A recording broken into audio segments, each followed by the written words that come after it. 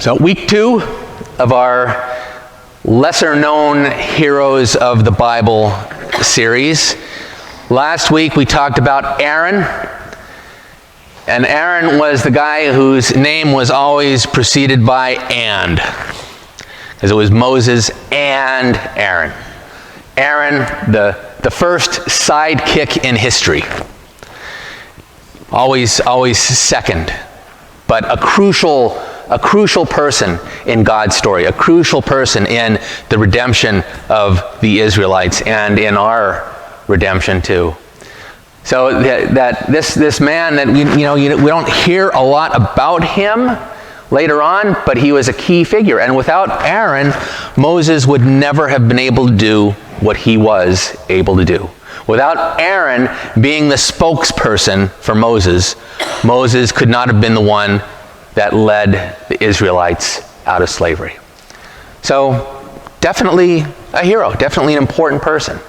And this week it's Gideon, somebody else that we don't really hear a whole lot about, not a whole lot of, at least in our tradition. You know, we're lectionary people for the most part, except I'm going off the lectionary here, but Gideon's not in the lectionary. So normally you don't get sermons in Lutheran churches about Gideon. But we want to talk about Gideon today. Because he shows that no matter how timid, no matter how doubtful, no matter how hard we are to convince that God is with us, God doesn't give up.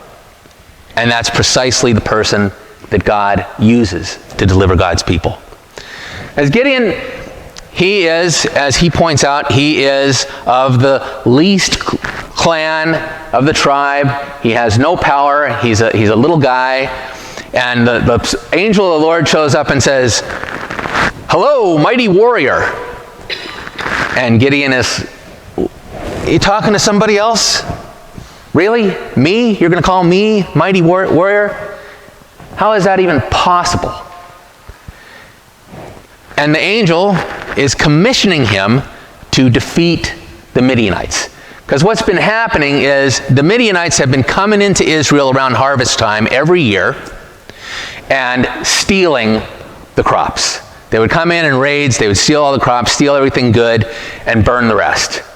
And so when the story starts, Gideon is threshing grain in a wine press. Now I know that doesn't really mean anything to most of us, but you would never thresh grain in a wine press. A wine press dug into the ground. When you're threshing grain, you toss the grain up into the air so that the chaff blows away and the grain stays behind. Not much wind going on in a big hole in the ground. So he's picking through the grain, trying to hide from the Midianites, scared, running afraid, and the angel shows up and says, "You're going to be the one that delivers Israel." And Gideon is like, "Oh, how could it be that the Lord, what do you mean the Lord is with me? If the Lord was with us, how could all these terrible things be happening? We remember all the stories, how God delivered the people from Pharaoh in Egypt, and now we're being persecuted by the Midianites all the time. So where is God?" And the angel says basically, "Well, look, I'll give you a sign." Gideon goes, gets a little sacrifice, and the angel of the Lord touches the sacrifice with the staff, and now there's a sign. Pyrotechnics. Pretty impressive. And so then Gideon is, all right, well, I guess I can do this. I guess the Lord is with me. What's next? And then I didn't have Mr. Slaughter read the whole chapter because it was going to be too long, but the part that we cut out is his first task is to go and tear down the altar to Baal that's in his village, to the other pagan god that they're worshiping. This is why they're in trouble. They've drifted away from worshiping God. They're worshiping Baal. They're doing the child sacrifice thing. It's not good for anybody. They've drifted away from the true faith. And the angel says to Gideon, "I want you to tear down the altar and sacrifice your father's prize 7-year-old bull, and then use the torn down idol to burn it up." Now Gideon is not thinking this is a good idea. I mean, usually people that burn down shrines, it doesn't end well for them. People tend to get mad when you burn their idols. They tend to kill you. So he's kind of wondering, okay, well, but he does it. And the thing is, it's another sign for him, really. It's another sign because he does that, and the whole village goes to Gideon's father, Joash, and says, hey, your son did this, we have to kill him. And Joash says, you know, if Baal really was a god, don't you think he could take care of himself? Just let him go. Let's see what happens. So Gideon has another sign that God is really with him. Gathers up the troops. Right? Gathers up the troops from all over Israel. Puts them all together. But Gideon, see, he is the guy that is always having second thoughts. He's always wondering, is this really what I should be doing? He's always second-guessing himself and second-guessing God. So in other words, he's not unlike us, right? We're thinking, oh, well, is this really what I should be doing? Is that what I should be doing instead? Is God really with me? So he says, God, you know, I need another little bit of reassurance. I got this fleece, and I'm going to put the fleece out, and if it's really you, and you really have me as your man to defeat the Midianites, then let the fleece be soaking wet with dew, and the ground around it be bone dry. Shouldn't be too hard for God. So next morning, sure enough, he gets a whole bowl of water out of the fleece, and the ground around is bone dry. But see, this is still not enough. You know, we say doubting Thomas.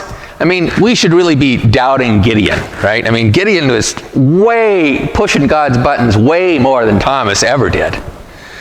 So he said, well, just one more thing. How about the fleece is bone dry and the ground is all wet? Can you do that for me, God? Because then I'll know. That'll convince me. Then I'll know that I'm your guy to go and get those Midianites. And sure enough, it happens. So then Gideon says, all right, I'm ready. He gets the troops together. There's 32,000 Israelites to go up against about 135,000 Midianites. What do you think of those odds? Are you liking those odds?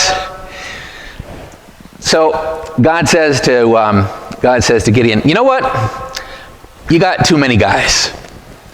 If the Israelites beat the Midianites with 32,000 guys, you'll just say, yeah, we're tough. You'll think you did it all yourselves. So you got too many guys. So why don't you tell everybody that's afraid they can just go home? So 22,000 guys go home. And God says, you know, I think even 10,000 is too much because I know you Israelites, you guys can tell yourselves quite a story. So we need to cut it down even more. So here's what we're going to do. Send all the guys down to the river to get a drink. And the ones that scoop up the water and lap it like a dog, those are your boys. You keep those guys, and you send the guys that kneel down and drink, you send them home. So 300 guys lap the water like a dog. 300. That's it. That's all that stay behind. And in one of the strangest military maneuvers in the history of battle, they surround the Midianite camp at night. They have torches inside jars and trumpets. And at the prearranged signal, when Gideon smashes his jar and exposes his torch and blows his trumpet, all 300 do it at the same time. The Midianites freak out. They don't have night vision goggles. No night vision goggles at the time, so they can't tell what's going on. They think that they are surrounded by a vast army. They take up arms, they start fighting with each other, and it's horrible. It's a horrible massacre for the Midianites.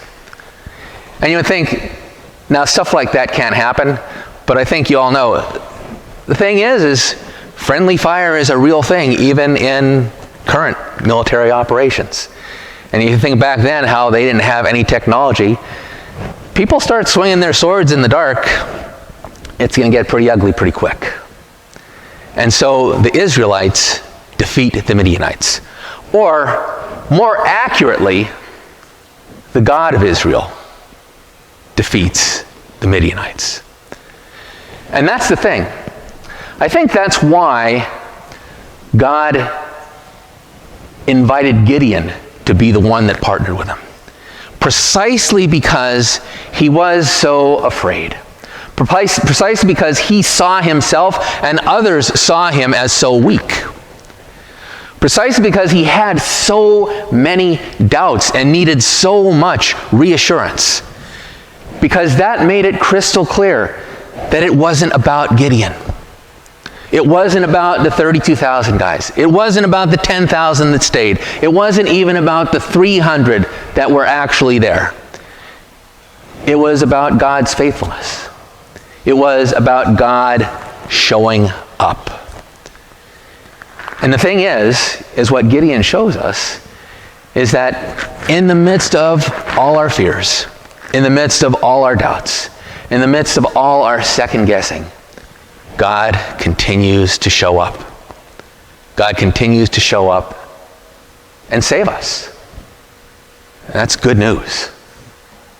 Thanks be to God.